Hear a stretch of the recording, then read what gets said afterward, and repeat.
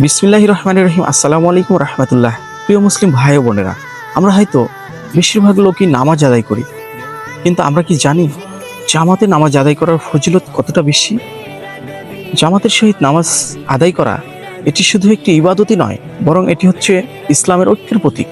রাসূল সাল্লাল্লাহু আলাইহি ওয়াসাল্লাম সহিহ বুখারীর 645 এবং মুসলিম শরীফের 650 নম্বর হাদিসে বলেছে, জামাতের সহিত নামাজ আদায় একাকী নামাজ আদায়ের চেয়ে 27 গুণ বেশি ফজিলতপূর্ণ। সুবহানাল্লাহ। তিনি সহিহ মুসলিম শরীফের 656 নম্বর হাদিসে আরো বলেছে, যে ব্যক্তি এশা নামাজ এবং ফজরের নামাজ জামাতের সহিত আদায় করল, সে যেন সারা রাত ইবাদত করলো। সুবহানাল্লাহ।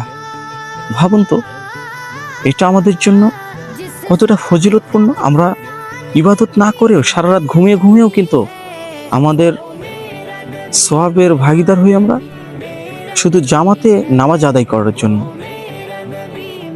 তাই আসুন আমরা সর্বাত্মক চেষ্টা করব মসজিদে গিয়ে কাঁধে কাঁধ মিলিয়ে পায়ে পা মিলিয়ে কাতারবদ্ধ হয়ে জামাতের সহিত সালাত আদায় করার চেষ্টা করব। আল্লাহ তাআলা যেন আমাদের সবাইকে সঠিকটা জানার এবং তা আমল করার তৌফিক দান করে। আল্লাহুম্মা আমিন। আসসালামু আলাইকুম ওয়া রাহমাতুল্লাহি ওয়া বারাকাতুহু।